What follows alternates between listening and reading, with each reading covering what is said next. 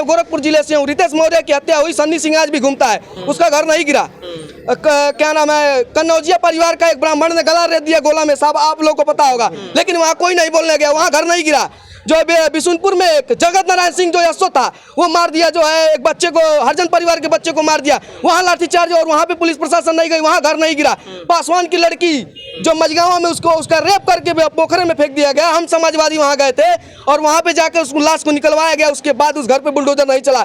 ये बाबा मुख्यमंत्री केवल और केवल यादव पे शोषण कर रहे हैं, पिछड़ी जातिवाद कर रहे हैं। सबसे ज्यादा जातिवाद हुआ है तो भारतीय जनता पार्टी की सरकार में हुआ है। भारतीय जनता पार्टी की सरकार केवल जातिवाद करती है। जब से ये सरकार आई है, हिंदू को मुसलमान से लड़वा दो, यादव को चमार से लड़वा दो, यादव को ब्राह्मण से लड़वा दो, सबको लड़ाने का काम भारतीय जनता पार्टी की सरकार कर रही है। पूरे देश में इस देवरिया हत्याकांड की चर्चा है। अभी मैं उसी स्थान पे हूँ जहां पर फतेहपुर के लिए रास्ता जाता है, लेकिन किस तरीके से यहाँ रुक रुक कर लाठीचार्ज की स्थिति बन रही है और तमाम समर्थक यहाँ पे मौजूद है, मैं आपको दिखाना चाहता हूँ।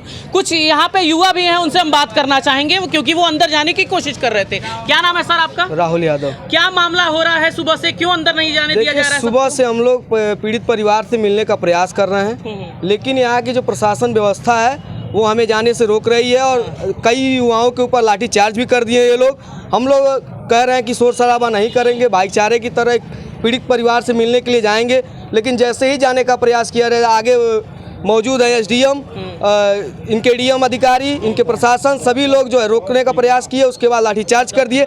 और निष्पक्ष रूप से बताइए, जब हम ऐसा तो नहीं कर रहे हैं कि हम एक ही परिवार से मिलने जाएंगे, हम दोनों परिवार से मिलने जाएंगे, दोनों परिवार से मिलने का मौका दिया जाए। इस देवरिया हत्याकांड में कांड किया कोई और केवल यादव परिवार के ऊपर शोषण किया जा रहा है। यादव परिवार के ऊपर केवल शोषण किया जाए, केवल और जो है मुकदमा और जुर्म। और बताइए ये किस कानून में लिखा गया है कि कोई किसी की हत्या हो गई तो तुरंत उसके घर पे पोस्टर चिपका दिए कि उसका घर गिरा दिया जाएगा? घर क्या पैसे से बनाया जाता है? घर अपनी जमीन में वो घर बनवाए हुआ है, ऐसा थोड़ी है कि इधर उधर घर बनवा दिया गया है।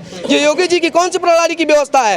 अच्छा, जिस तरीके से बातें आ रही थी, कल आपने सुना भी होगा कि नवागत मिश्रा को कहीं ना कहीं अरेस्ट किया गया है उनकी तरफ से, लेकिन जिस तरीके से ब्राह्मण वर्सेस यादव की बात होने लगी थी, ऐसा लग रहा था कि ब्राह्मण वर्सेस यादव, तमाम तरह के बयान लोगों के सामने आ रहे थे। क्या कहना चाहेंगे? देखिए, ये ब्राह्मण वर्सेस यादव का ये जो भी कार्यक्रम चल रहा है, ये बीजेपी का फंडा है। जब भी चुनाव आएगा भारतीय जनता पार्टी के खिलाफ, इस समय कोई योजना नहीं है, न तो राम मंदिर है, न हिंदू मुसलमान है, उनके पास मुद्दा नहीं है। वोट बढ़ाने के लिए भारतीय जनता पार्टी एक से एक अभी दंगा कराएगी। जितने लोग हैं सभी लोगों को मैं सचेत करना चाहता हूं कि अभी तो ये ऐसी घटना है, अभी देखिए कितनी घटनाएं भारतीय जनता पार्टी की सरकार कराएगी और कितनी जातियों को आपस में लड़वाएगी। ये सारा का सारा देखिए प्रशासन इसमें ढिल थी। ये मामला कई सालों से चल रहा था, तो प्रशासन को इसके ऊपर एक्शन लेना चाहिए। आज जितनी प्रशासन फोर्स लगी हुई है, यही एसडीएम महोदय और यही डीएम महोदय को जो एक्शन ले लिए होते, ये घटना नहीं घटी होती। ये घटना नहीं घटी होती। सारा का सारा दोष ये भारतीय जनता पार्टी और इनके प्रशासन व्यवस्था की है।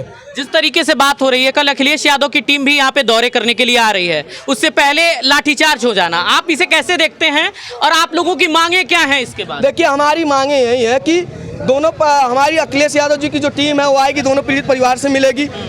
हत्या मान लीजिए प्रेम यादव की पहले हुई है, उनके घर पे गए समझाने के लिए, क्या मामला वो कह दिए कि क्या कहा सुनी हो गई, डायरेक्टली उनको मार दिया गया। फिर देखिए, कोई भी अगर जो किसी के सामने कोई भी मार दिया जाता है, चाहे हमारा भाई हो, चाहे आपका हो या किसी का हो, उस पीड़ित परिवार पे क्या बीतेगा, उस समय वो घटना किस अंजाम तक जाएगी, इसका कोई निर्णय नहीं ले सकता है। अभी विश्व युद्ध चल रहा है, किसी भी देश के ऊपर एक सेना मार दी जाएगी तो ऐसा नहीं है कि हम एक के बदले एक ही मारने जाएंगे। वो घटना कितना बड़ा रूप ले लेगी कि विश्व युद्ध कहाँ तक चला जाएगा, इसकी आप तुलना नहीं कर सकते हैं। अब घटना तो घटी गई, लेकिन यह सुनने में आया कि भाई उन प्रेमचंद यादव जी के परिवार के पास कोई ऐसा सदस्य नहीं है जो मारने के योग्य था। इसमें तीसरा जो है वो मिश्रा करके है, वो उसमें हत्या किया हुआ है। बताइए कैसे फंसाया जा रहा है बिना जांच पड़ताल के। सुनिए, बिना जांच पड़ताल के जब तक प्रशासन जांच न कर ले तब तक कोई नोटिस नहीं, तब तक कोई एफआईआर नहीं, जब तक जांच होने। अब जांच में आ रहा है तो बताइए उसको गिरफ्तार कर लिया मिश्रा को, क्योंकि मारने वाला वो है। और पहले किसके ऊपर लगाया था कि प्रेम यादव के परिवार ने मरवा दिया। तो ऐसा नहीं है, जब तक जाँच न करे। बताइए प्रशासन ऐसा कर रही, जातिवाद कर रही है, क्यों जातिवाद अन्य जगह नहीं की? रितेश मौर्य मारा गया, उसके परिवार से मिलने योगी जी क्यों नहीं आए? ये बीजेपी की सरकार केवल दो जातियों की सरकार है। अभी मैं पिछड़े दलित भाइयों से निवेदन करूंगा कि अभी आप समझ जाइए, ब्राह्मणों और ठाकुरों की सरकार है ये। रितेश मौर्य पिछड़े समाज से था, वो भारतीय जनता पार्टी का नागरिकता क्या सस्ता भी लिया था, उसका बैलेट पेपर था, लेकिन कोई सुनवाई नहीं हुई। उसके घर पे योगी जी नहीं मिलने आए क्योंकि वो पिछड़ी जात का था। ये भेदभाव करते हैं योगी जी। कन्नौजिया जो योगी जी के साथ में बैठ के फोटो खिंचवाया था, प्रेम किया था ब्राह्मण की लड़की से, शादी भी किया, 2 साल के बाद ब्राह्मण परिवार ने उसके ऊपर उसका गला काट के रेतवा के हत्या करवा दिया। आप लोगों की मांग क्या है असल मुद्दा? क्योंकि हमारी बुलडोजर मांग है कि प्रेमचंद यादव जी के परिवार को न्याय मिले, जो भी निष्पक्ष रूप से हो कार्रवाई, और जो भी है दोनों परिवार को न्याय मिले। हम ये नहीं कहेंगे कि परिवार को हो रही है पत्थर से टैली करके नहीं हो रही है, वही जहाँ है वही लोग नाप रहे हैं। फिर भी उनका मकान उनके जमीन में है, केवल एक कट्ठा केवल शायद गया केवल उनके बाउंड्री में, वो भी क्लियर अभी नहीं है। जो पत्थर है सिवान का पत्थर होता है, वहाँ से नापा जाता है तब सही नपी होती है। ये लोग वही जहाँ के लोग नाप लोग क्लियर कर दे रहे हैं, वहीं पे नाप रहे हैं। अच्छा, एक चीज और भी बातें हो रही हैं कि प्रेमचंद यादव भूमाफिया थे और इतने सरकारी जमीन पे एक मिनट सुन लीजिए। भूमाफिया सुनिए, वो पूर्व में जिला पंचायत सदस्य रह चुके हैं और इस समय ग्राम प्रधान, एक मिनट सुनिए, इस समय वो ग्राम प्रधान भी हैं क्षेत्र के। मैं आपको एक फेसबुक पे अपना वीडियो दिखाता हूँ। वहाँ की जनता कह रही है कि प्रेमचंद यादव जी जैसा ग्राम प्रधान कोई नहीं था, और जो है वो गरीबों का इतना सेवा करते थे, 5,000 10,000 हर शादी विवाह हर मरण जीवन में वो देने का काम करते। और योगी जी का एक भाषण भी मैं और सुनवाऊंगा।